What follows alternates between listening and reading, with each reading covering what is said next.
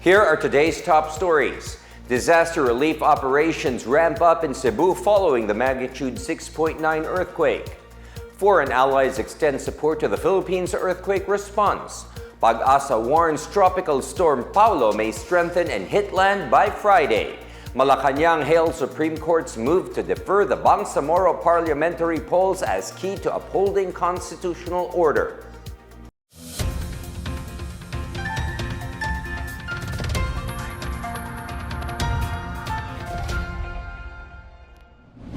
This is the Pna Headlines. I am William Theo.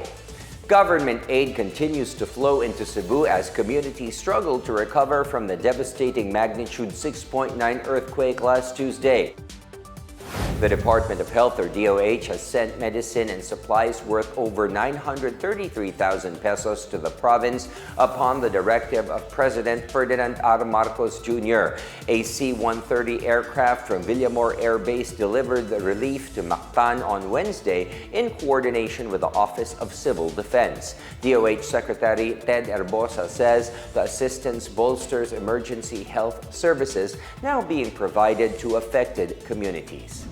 The Department of Tourism, or DOT, is extending assistance to the Visayas tourism sector following the devastation brought by the 6.9 magnitude earthquake.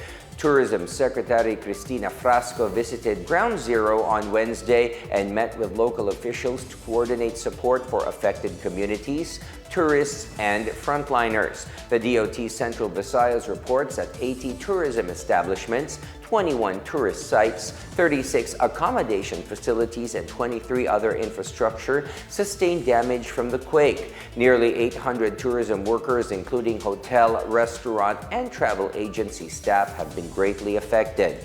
Meanwhile, 15 tourists were reported stranded, among them a foreign visitor in Bogo City, the epicenter of the quake. Public Works Secretary Vicencio Dizon was also in Cebu after President Marcos Jr. instructed him and Social Welfare Secretary Rex Gatchalian to assess the situation in quake-hit areas. He said the Department of Public Works and Highways will prioritize road clearing and repairs to ensure the steady delivery of relief goods. Meanwhile, the Philippine Charity Sweepstakes Office, or PCSO, rallied its branch offices and authorized agent corporations to provide quick assistance to the victims. Under the direction of General Manager Melquiades Robles, the PCSO facilitated the delivery of donations such as charitimba, food packs, sleeping kits, and other essentials. Robles said the PCSO will continue to coordinate with authorities to support ongoing relief and rehabilitation efforts. Several countries have offered aid to the Philippines in the aftermath of the 6.9 magnitude earthquake in Cebu. Malaysian Prime Minister Anwar Ibrahim conveyed his sympathies to the families of the victims. The Prime Minister said Kuala Lumpur stands in solidarity with Manila and it is ready to support Manila's relief and recovery efforts. In a separate statement, the United Nations Philippines sent its deepest sympathies to the bereaved families. It commended the government for its swift response and expressed its readiness to support ongoing response efforts. Meanwhile, United States Ambassador to the Philippines, Mary Kay Carlson, sent her sympathies in a post via X to the families of victims killed in the quake and vowed to support for the country's disaster relief operations. For its part, the Canadian Embassy said it stands prepared to coordinate with Philippine government agencies, humanitarian partners, and the international community to help meet the urgent needs of affected communities. The foreign missions of India, Germany, Czech Republic, Japan, Australia, and the European Union echoed similar messages of solidarity and condolences. In its latest bulletin, the National Disaster Risk Reduction and Management Council, or NDRRMC, reported 72 deaths from Central Visayas due to the earthquake. The NDRRMC is also validating reports of 294 injured. Over 47,000 families were affected by the tremor, while about 4,000 currently are in evacuation centers. The tremor also damaged 597 houses, while damage to agriculture and infrastructure are still being validated. Cebu province has already been placed under a state of calamity. Governor Pamela Baricuatro appealed for help in providing hot meals and ready-to-eat food for the victims, especially those in northern Cebu. In other news, Tropical Storm Paolo continues to approach the country and has intensified over the Philippine Sea. In its latest bulletin, Pag-asa said Paolo was spotted 575 kilometers east of Infanta, Quezon, with maximum sustained winds of 75 kilometers per hour near the center and gustiness of up to 90 kilometers per hour. Paolo is moving west-northwestward at 20 kilometers per hour and may make landfall over southern Isabela or northern Aurora on Friday morning. It may also intensify further into a severe tropical storm category tonight. Tropical cyclone warning signal number 2 has been raised over the southeastern portion of Isabela and the northern portions of Quirino and Aurora. Signal number 1 is in effect over Cagayan, the rest of Isabela, the rest of Quirino, Nueva Vizcaya, Cordillera region, Ilocos region, the northern portion of Zambales, Tarlac, Nueva Ecija, the rest of Aurora, and the northern portions of Bulacan, Pampanga, Quezon, including Polillo Islands, Camarines Norte and Camarines Sur, and Catanduanes. Pag-asa also warns of a possible storm surge in low-lying coastal areas of Ilocos Norte, Cagayan, Isabela, Aurora, Quezon, Camarines Norte, Camarines Sur, and Catanduanes. Meanwhile, Paolo will bring rains with gusty winds over Catanduanes, Aurora, Quirino, and Isabela. Metro Manila Cordillera Administrative Region, Calabarzon, rest of Cagayan Valley, rest of Bicol Region, Nueva Ecija, and Bulacan can expect cloudy skies and scattered rains due to Paolo's trough. The rest of the country will have partly cloudy to cloudy skies with isolated rain showers or thunderstorms. In other news, Malacanang on Wednesday welcomed the Supreme Court's decision to postpone the first Bangsamoro parliamentary elections.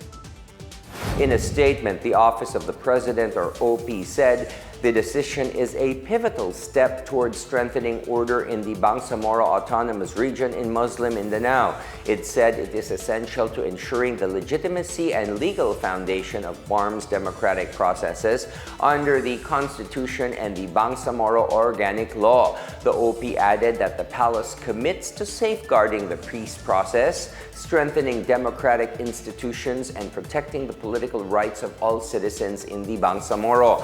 The Supreme Court on Tuesday declared unconstitutional Bangsamoro Autonomy Act No. 58 and BAA No. 77, which created and reconstituted parliamentary districts in BARMM. The two laws enacted by the Bangsamoro Transition Authority were intended to guide the elections scheduled for October 13, 2025. This means the polls are deferred until a constitutionally sound framework is established.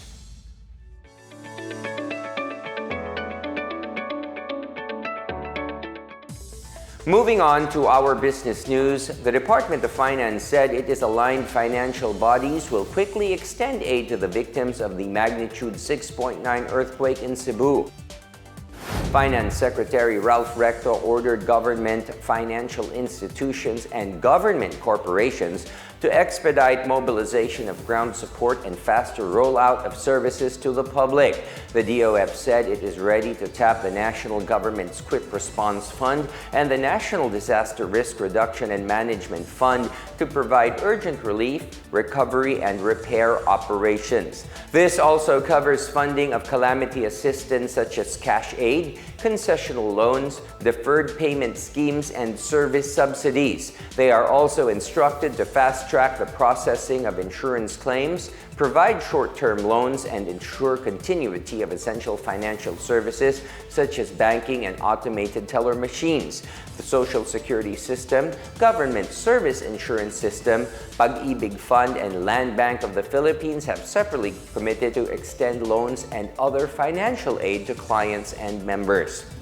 Meanwhile, the Department of Trade and Industry, or DTI, has imposed a 60-day price freeze for basic commodities in Cebu, which is now under a state of calamity. The DTI said its monitoring teams have been deployed to inspect markets and verify prices and supplies of goods.